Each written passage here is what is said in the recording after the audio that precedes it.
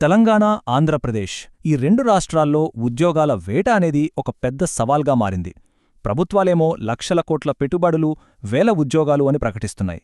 మరి క్షేత్రస్థాయిలో పరిస్థితి ఏంటి? ఈ హామీలకు అసలు వాస్తవానికి మధ్యున్న అంతరమెంత? దాని గురించే ఇప్పుడు వివరంగా మాట్లాడుకుందాం. జాతీయ స్థాయిలో నిరుద్యోగిత రేటు 5.2% దగ్గర నిలకడగా ఉన్నట్టు మనకు కనిపిస్తోంది. కానీ తెలంగాణ, ఆంధ్రప్రదేశ్ లాంటి రాష్ట్రాల్లోకొచ్చి చూస్తే అసలు కథ వేరేలా ఉంది. ఇక్కడి ఉద్యోగాల పరిస్థితిలో ఎన్నో మలుపులు, సవాళ్లూ ఉన్నాయి. ఇది కేవలం అంకెల గురించి మాత్రమే కాదు, దీని వెనుక పెద్ద రాజకీయ యుద్ధాలున్నాయి. మధ్యలోనే ఆగిపోయిన ఎన్నో కెరీర్లున్నాయి. ఇంకా ముఖ్యంగా యువత భవిష్యత్తు ముడిపడి ఉంది. సరే, ముందుగా తెలంగాణ ఆర్థిక వ్యవస్థను చూద్దాం. ఇక్కడ ఒకే విషయంపై రెండు పూర్తి భిన్నమైన కథనాలు మనకు కనిపిస్తున్నాయి. అవేంటో ఒక్కసారి చూద్దాం.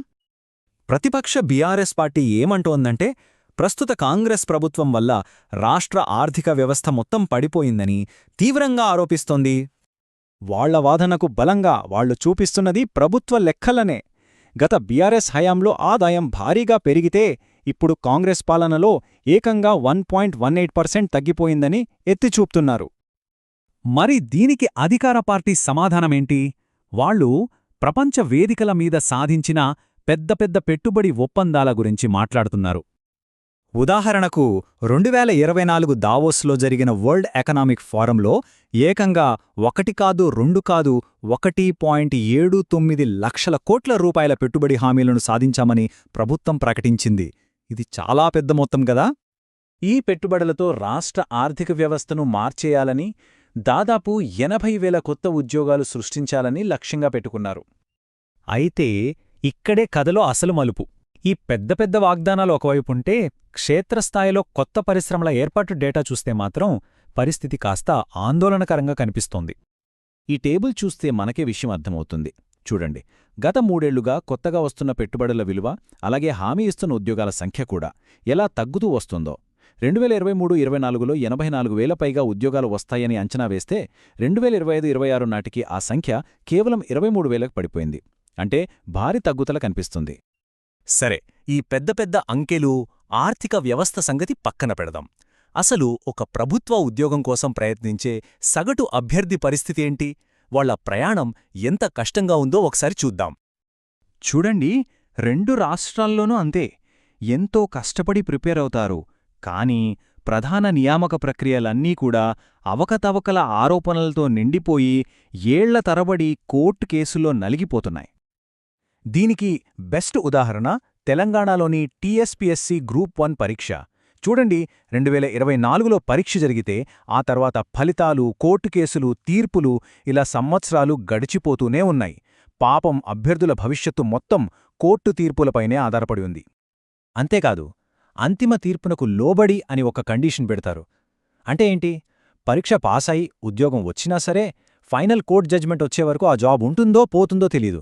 ఇది అభ్యర్థులను ఎంత మానసిక వేదనకు గురి చేస్తుందో ఆలోచించండి. అంటే ఒకవైపు ప్రభుత్వమేమో ఇదిగో ఇన్ని పోస్టులు, ఇంత జీతం అని క్లియర్గా నోటిఫికేషన్ ఇస్తుంది. కానీ వాస్తవంలోకొస్తే ఏళ్ల తరబడి కోర్టు కేసులు, గందరగోళం. హామీకి వాస్తవానికి మధ్య ఎంత తేడా ఉందో కదా.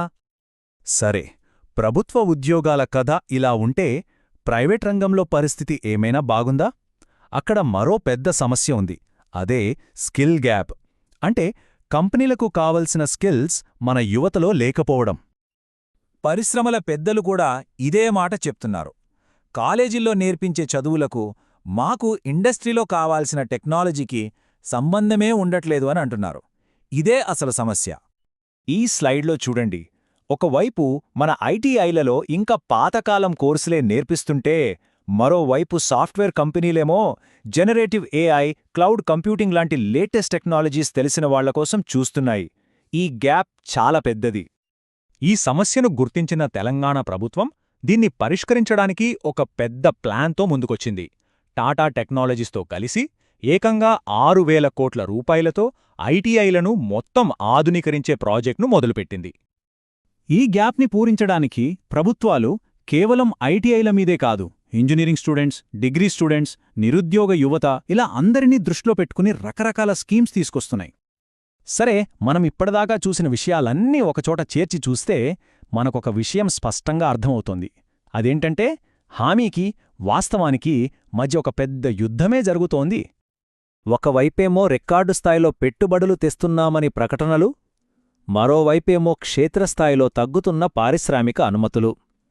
ఒకవైపు స్థిరమైన ప్రభుత్వ ఉద్యోగాలు అని హామీ, మరోవైపు ఏళ్ల తరబడి సాగే కోర్టు కేసులు. ఒకవైపు నైపుణ్యమున్న యువత అని విజన్, మరోవైపేమో చదువుకీ ఉద్యోగానికి మధ్య ఉన్న పెద్ద గ్యాప్. చూశారా, ప్రతి విషయంలోనూ ఆశయాలకు వాస్తవానికి మధ్య చాలా తేడా ఉంది. లక్షలాది మంది యువత భవిష్యత్తు ఈ సమస్యలతో ముడిపడి ఉంది. మరే ప్రభుత్వాలు ఇచ్చే ఈ హామీలకు, క్షేత్రస్థాయిలో ఉన్న వాస్తవానికి మధ్య ఉన్న ఈ పెద్ద అంతరాన్ని పాలకులు ఎలా పూడ్చగలరు? ఈ ప్రాంత భవిష్యత్తు మొత్తం ఈ ప్రశ్నకు దొరికే సమాధానంపైనే ఆధారపడి ఉంది.